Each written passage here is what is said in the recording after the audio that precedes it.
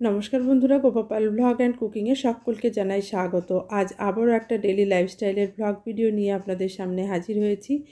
দৈনন্দিন কাজকর্ম নিয়ে যেহেতু আমি ব্লগ বানাই, আমার এই ভিডিওতে দৈনন্দিন কাজকর্মই থাকে। আমার পক্ষে সম্ভব হয় না বিভিন্ন জায়গায় ঘুরে বেরিয়ে ভিডিও করা। তবে মাঝে মাঝে এই একঘেয়েমি জীবন থেকে বাইরে বেরিয়ে কোথাও ঘুরে আসতে ইচ্ছা করে, কিন্তু সেটাও সম্ভব হয় না। সংসারের বেড়াজালে এমনভাবে আবদ্ধ হয়ে পড়েছি, কোথাও যেন বেরোনোর উপায় নেই। সংসার আর সংসার। কিন্তু মাঝে মাঝে এত হাঁপিয়ে উঠি, মনে হয় সত্যিই কোথাও ছুটে বেরিয়ে চলে যাই, দুদিন ঘুরে আসি, একটু রেস্ট নিই। শরীরের পরিস্থিতি ভালো থাকুক না থাকুক, আপনি শরীরকে চালাতে পারেন না পারেন, আপনাকে কাজকর্ম করে যেতেই হবে। এটাই সংসারের নিয়ম, এটাই সংসারের একমাত্র কাজ। আপনার ছেলে মেয়ে, আপনার পরিবারের আর সকলের ভালো মন্দ দেখভাল করার দায়িত্ব তো আপনারই। আপনি কোথায় যাবেন? যতই আপনার বাইরে বেরিয়ে ঘুরে আসতে ইচ্ছে করুক, কোথাও দুদিনের জন্য বেরিয়ে আসতে ইচ্ছে করুক, সেটা কিন্তু আপনার পক্ষে সবসময় সম্ভব হয় না, আমারও হয় না। তবে সবার ক্ষেত্রে হয়তো এরকম হয় না, অনেকেই আছেন যারা মাঝে মাঝেই ঘুরতে বেরোতে পারেন। সংসার থেকে একটু দূরে কোথাও গিয়ে দুদিন যদি নিজের মতো করে দিন কাটিয়ে আসা যায়, আবার সংসারে ফিরলে কিন্তু কাজে ভীষণ মন লাগে। এটা সবার ক্ষেত্রেই হয়, আমার মনে হয় সবার ক্ষেত্রেই হয়। আপনাদের এই একঘেয়েমি জীবন কেমন লাগে আমাকে একটু কমেন্ট করে জানাবেন প্লিজ। আর দেখুন, বিস্কুটগুলো অনেকগুলোই ভেঙে গেছে। বিস্কুট ভেঙে গেলে আবার ছেলেমেয়েরা খেতে চায় না। যাই হোক, বিস্কুট ঢেলে রাখলাম। এখন সকালের জন্য একটা তরকারি করে নিচ্ছি, মানে সেদ্ধ তরকারি, আলু, গাজর, পেঁয়াজ, কাঁচা লঙ্কা, লবণ, হলুদ এগুলো দিয়ে। তারপর চলে এসেছি দুপুরে রান্নাবান্না করতে। দুপুরে রান্নাবান্না তো আর দুপুরে করি না, আমি একেবারে সকালেই করে নিই, কারণ আমাকে স্কুলে বেরোতে হয়।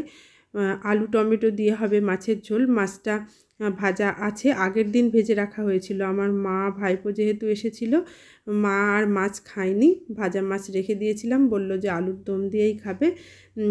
মাছ খেতে পছন্দ করে না, বয়স হয়েছে তো, মাছ মাংস আর বিশেষ খেতে পছন্দ করে না। মাছটা ছিল, সেই মাছের ঝোলটা করে নিলাম। আর হচ্ছে বাঁধাকপির ডালনা।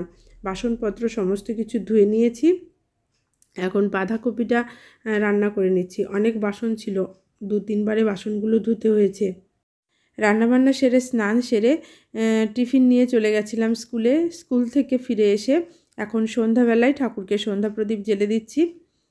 আর সবচাইতে বড় ব্যাপার, ব্লগ ভিডিওতে যে আমি আরও বেশি কিছু কাজকর্ম অ্যাক্টিভিটি দেখাবো সেটা সম্ভব হয় না। সকাল 10:30টার থেকে বিকেল পর্যন্ত আমাকে স্কুলে থাকতে হয়। ওই টাইমটা তো আমি স্কুলে আবদ্ধ হয়ে যাই, যার কারণে বেশি কিছু ভ্যারিয়েশন মানে এই ভিডিওর ভেতরে আমি দেখাতে পারি না। এটা আমার মনের ভীষণ আক্ষেপ, সময়টা ভীষণ কম। এত কম সময়ে কিভাবে আমার এই দৈনন্দিন ব্লগ ভিডিওগুলোকে আরও ভালো করে তোলা যায় আমি ভাবি, কিন্তু ভেবে কোনো কুল কিনারা আমি পাই না যে কিভাবে আরও ভালো করতে পারি। তবে কি মনে হয় জানেন তো, মনে হয় যে যাই হোক, কিছু একটা তো করি। নিজের যে দৈনন্দিন লাইফস্টাইলের মানে ভিডিওগুলো আমি করছি, সেগুলো তো ফ্রেমবন্দি হয়ে ইউটিউবে বা ফেসবুকে রয়ে যাচ্ছে, এটাই আমার প্রাপ্তি। এটা মনে করেই আমি ভিডিওগুলো করে থাকি। তবে যদি ভিডিওগুলো আপনাদের ভালো লাগে, অবশ্যই লাইক কমেন্ট করবেন, আর ফেসবুক থেকে দেখলে একটু শেয়ার করবেন। এখন করে নিচ্ছি রাত্রিবেলার খাবার, রুটি। শুধু রুটিই হবে রাত্রিবেলাতে, তরকারি আছে, আর একটু রসগোল্লা আনা হয়েছে। আমার ছেলে মেয়ে আবার রসগোল্লা দিয়ে রুটি খেতে ভীষণ ভালোবাসে, আমারও ভালো লাগে। আর রুটিগুলো কিন্তু ভীষণ ফুলেছিল। এই ফুলকো ফুলকো রুটির সঙ্গে বাঁধাকপির তরকারি আর যদি রসগোল্লা থাকে, আর কি চাই বলুন রাতের খাবারে।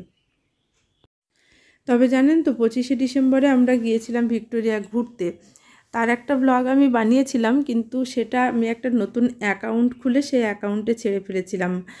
আমি কোনো পেজ করিনি ফেসবুকে, যার কারণে যারা ফেসবুক থেকে দেখছেন আমার এই দৈনন্দিন লাইফস্টাইলের ব্লগ ভিডিও, তারা এই পেজটা ফলো করলে ওই ভিডিওটা আর দেখতে পাবেন না।